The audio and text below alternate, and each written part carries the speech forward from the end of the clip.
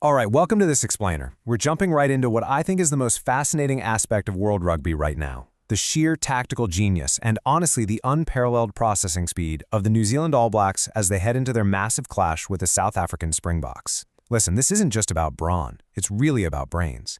We're going to unpack exactly how the All Blacks learn faster on the pitch than literally anyone else, and, crucially, what their biggest rivals are planning to do about it. So, here's our roadmap for today. We'll start with the greatest rivalry, then dive into the speed of learning, distributed workload and playmaking, ruthless tactical efficiency, and finally, wrap up with the Springbok Counter-Strategy. Section 1. The Greatest Rivalry. Okay, we are about to witness the absolute ultimate clash of styles. You've got New Zealand's DNA under Dave Rennie, right? They're this high-tempo, phase-heavy machine that just thrives in unstructured play. They adapt on the fly. And on the flip side, you have the Springboks. They are built on physical, brutal, highly structured set-piece dominance. It's the classic unstoppable force meeting an immovable object. But the real battlefield here? It's largely going to be cognitive. Section 2. The speed of learning. Now, if you really want to understand New Zealand's secret sauce, look at this quote. Coach Mike Blair confirms that their true competitive advantage isn't just physiological, it's cognitive.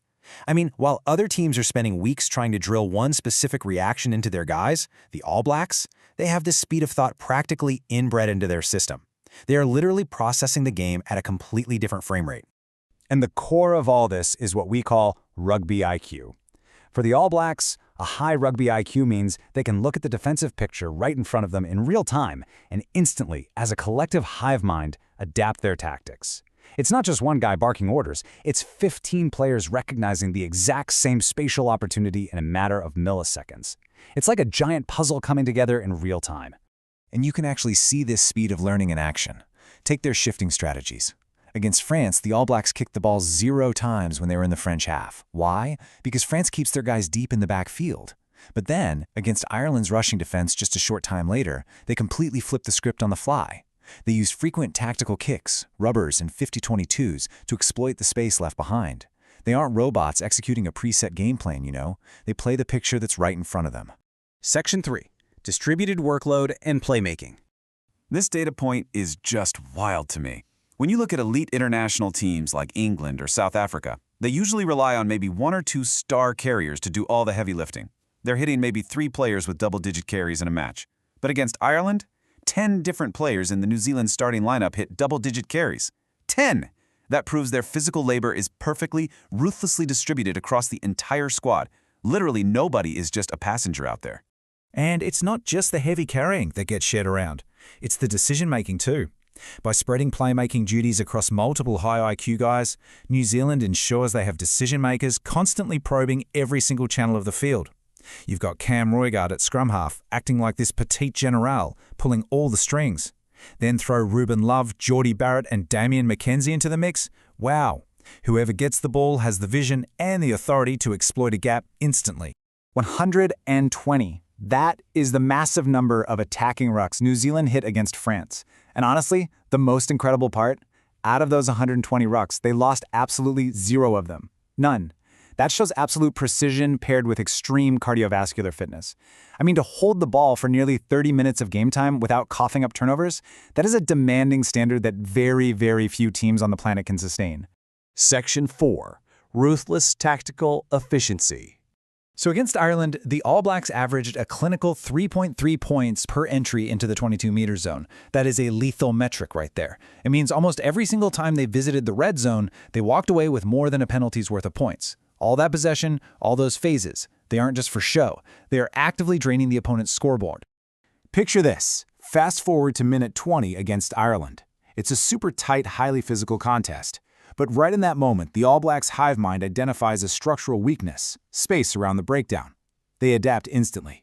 They start executing rapid pick-and-goes, basically folding the Irish defense. And boom, by halftime, they had dropped the hammer, scoring 21 unanswered points and effectively ending the game in a single 20-minute blitz. Just ruthless. Now, to achieve this high-tempo attack, they make a really fascinating trade-off. On attack, they hit a staggering volume of rucks, but on defense, they're incredibly selective.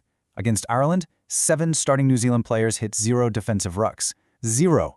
That is just brilliant energy management. They're intentionally conserving energy by keeping numbers on their feet in defense, maintaining their shape, and saving all their fuel to absolutely napalm the opposition when they finally get the ball back. Section 5. The Springbok Counter-Strategy. But every great system has a vulnerability, right? If you want to really understand elite sports strategy, you have to look at the exact countermeasure South Africa is preparing to deploy. So, what is the ultimate cheat code to short-circuit this New Zealand processing speed? Well, the Springboks know that if New Zealand gets sub-3-second ruck ball repeatedly, they're going to score, period. So step 1 of their blueprint is slowing the breakdown using big mobile forwards. But step 2 is the really crucial part. Do not overcommit. Instead of sending 3 guys to compete at the ruck and leaving massive gaps out wide, South Africa wants to disrupt the ball with just 1 or 2 men. Step 3, keep 13 defenders alive and on their feet, forming an impenetrable green wall. And finally, step 4, apply massive physical pressure to force New Zealand into rushed, poorly executed exit kicks. To actually pull this off, the Springboks are going to rely on their specific breakdown disruptors. We're talking about guys like Pieter-Steph du Toit, Jasper Wiese, and Malcolm Marx.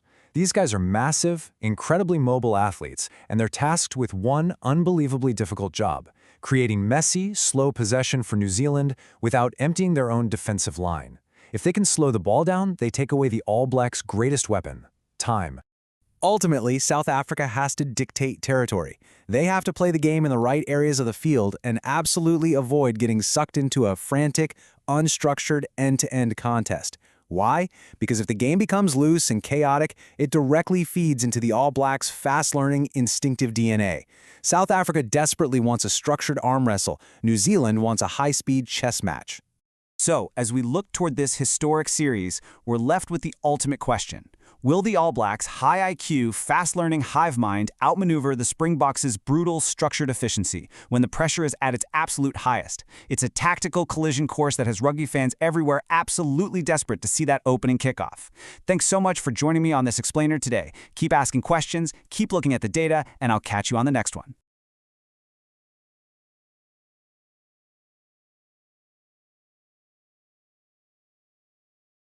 Success isn't found, it is forged.